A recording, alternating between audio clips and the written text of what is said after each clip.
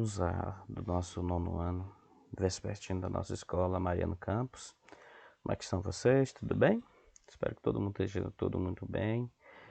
Vamos aqui à nossa aula de hoje, tá bom? Mas antes de...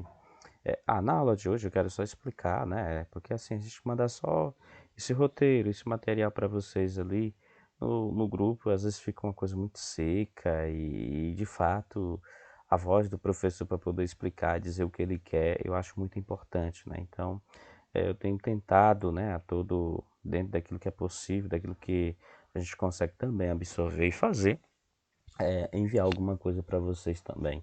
E a forma que eu achei interessante é enviar para vocês esse vídeo, né, postado no canal de YouTube mesmo, né, meu.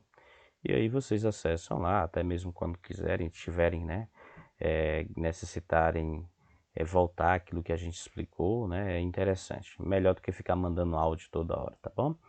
E eu quero só situá-los, né? A galera do nono ano tem muito pouca gente participando, né? Eu queria saber qual o motivo, né? Eu sempre tenho 2 ou 3 alunos assíduos aí. E a restante da galera parece que... E tem muita gente na forma online, né? A maior parte está na forma impressa, né? Nas aulas assíncronas, mas tem um bom número, né? Que está lá dizendo, ó, tô na aula presencial. Mas aí quando a gente bota a frequência, a galera vai lá assina. Mas aí quando é para enviar, devolver a atividade, eu percebo que 2, 3 pessoas devolvem a atividade. E aí eu quero também só colocá-lo. Galera, vamos lá. A nossa aula é a última aula de vocês do dia, né? Da tarde. Então, eu gostaria que vocês enviassem pelo menos no mesmo dia também a atividade, a tarefa, porque o professor. Aí tem a galera que manda a aula dia tal, e depois manda a tarefa num outro dia, né? Nossa aula na segunda e manda a atividade na terça, né? Ou então na quarta. Vamos lá, não são muitas questões aqui, né, que vocês têm que responder. Normalmente eu sou muito bonzinho nessa parte, né, mas aí eu queria que também enviasse no mesmo momento, tá bom? Fica mais fácil pra gente, pra vocês e pra mim, até mesmo na hora de fazer a frequência, tá bom? Aí, a frequência sempre fecha no mesmo dia, então a galera que manda no outro dia é complicado, porque eu já fechei a frequência. Então vou ter que ir lá, reabrir e botar lá de novo, fulano de tal, porque não tava e assim por diante, né? E quem não manda a tarefa, normalmente leva falta, tá? Só pra gente situar, viu, galera? Vamos lá, então. Eu quero falar hoje sobre os mitos de origem, né? Onde a vida começa, né? E o que tem isso a ver com a religiosidade? Na aula passada eu pedi que vocês pesquisassem, né? De acordo com a religião de vocês, se você é católico, se você é evangélico, se você é ubandista, se você é muçulmano, não importa a denominação religiosa que você tenha, mas você buscar alguma coisa que tenha como origem, dentro da sua religião, um mito, alguma coisa assim do tipo, tá bom? Ou mitos derivados, né, da sua religião também pode ocorrer isso com muita frequência, seja nas religiões cristãs, seja nas religiões de origem de africanas ou nas outras religiões. É possível a gente encontrar isso. Alguns enviaram para mim, eu acho que 2 alunos enviaram para mim a pesquisa, o restante é como se eu nem tivesse colocado, né? Vamos lá. Então, os mitos de origem, né, basicamente assim. Se eu pego o livro de Gênesis, né, da Bíblia, né, ali a gente tem a narrativa da criação do mundo, segundo a própria concepção da Bíblia, né, que é o texto maior para a cristandade, independentemente se é católica ou se ela é protestante, né.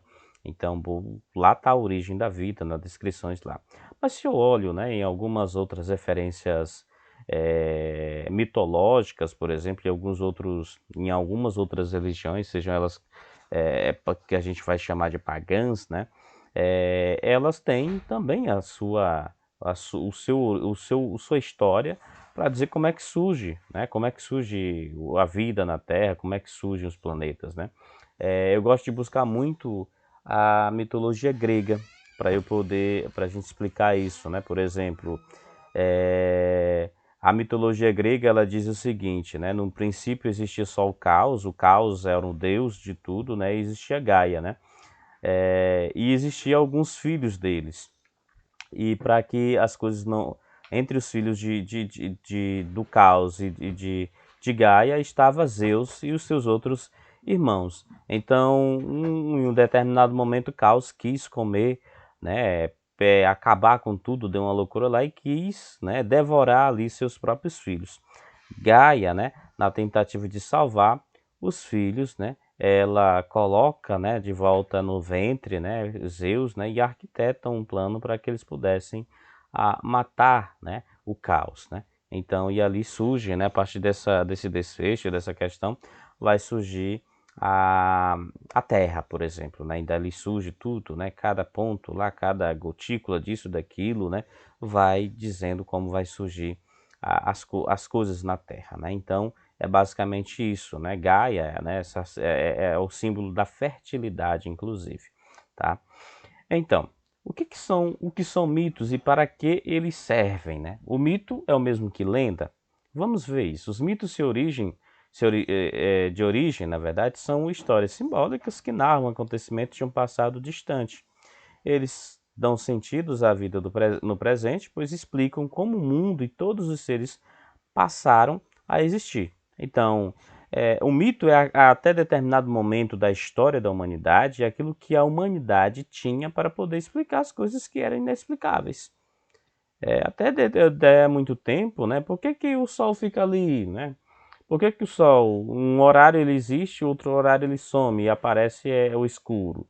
Aí você vai dizer, lá na mitologia grega, vai dizer, o deus Apolo que passa pelo Sol enquanto ele está passando pelo seu carro de sol, puxando o Sol ali, nós temos Sol. Quando ele se esvai, vem o véu da noite. Morfeu, no caso, né? Então, isso é uma explicação, né? Ah, professor, mas é tão bobo, né? Mas antigamente era o que se tinha de recurso para você explicar os fatos, os acontecimentos, tá bom? Os mitos se relacionam com a vida social, a religiosidade, o modo de pensar de cada povo. Eles expressam maneiras diferentes de compreender o surgimento do universo, da vida, da humanidade e do planeta onde vivemos. Cada sociedade, seja ela mais antiga ou mais atual, dependendo do lugar que a gente esteja falando, tem seu mito, né? Tem suas referências para tentar dar explicação dos acontecimentos. Se eu pego os indígenas, eles têm como eu diria, eles têm a explicação própria para poder dizer como é que ocorreu, como é que surgiu a vida, as coisas na Terra, como é que surgiu a própria Terra. Então, lá as cidades, o deus Tupã, né, e taralá, taralá. Bom, então cada povo, não importa se é lá da Oceania, se é lá da Ásia ou se é aqui brasileiro, né, cada povo tem seus mitos, né, que ajudam a explicar esses eventos, esses acontecimentos, tá bom? Os mitos, então, eles expressam maneiras diferentes de compreender o surgimento do universo, da vida, da humanidade e do planeta onde vivemos. Os mitos fazem parte da cultura e da religião de todos os povos. Desde os tempos mais remotos, né, ou seja, desde os tempos mais antigos, eles são certamente o primeiro recurso de linguagem simbólica, quer dizer, de linguagem que serve para tentar explicar ou dar algo de mais concreto para que o ser humano possa utilizar e dar as explicações que ele acha necessário, né, para explicar de fato a própria realidade, né. Tem a mitologia, na nossa mitologia indígena, por exemplo, tem alguns mitos, né, que falam sobre como surgiu a lenda da Vitória Régia, por exemplo, né. A lenda é a tentativa, né, quando você lá um fato acontece, esse fato ele passa a rodear, né, o imaginário das pessoas para poder dar essa explicação. Mas há os mitos também. Nesse caso específico é uma lenda, a lenda da Vitória Régia, que fala, né, que é a história lá da Índia, né, que se apaixona pela lua, né, que é Jaci, em Tupi-Guarani a lua significa Jaci, né, então Jaci. Jaci ficou apaixonou, né, essa Índia numa noite enluarada, ela vendo Jaci refletida no lago, ela acaba se jogando nesse lado para ir ao seu encontro. E isso, no local onde ela desapareceu, nesse mergulho, acabou por nascer uma linda flor, uma vegetação lá que só abria, a flor só abria quando estava ao luar. Isso se criou a lenda da Vitória Régia, né? Mas a gente tem vários outros fatos. Tanto lenda quanto mito, eles servem para explicar esses fatos, esses acontecimentos, essas coisas mais vagueiras. O mito, ele busca fenômenos um pouco maiores, mais gigantescos, né? A lenda, ela é restrita a alguns fatos específicos da vida daquela comunidade, daquela sociedade, tá? Qual é a diferença entre mito e lenda, conto e fábula?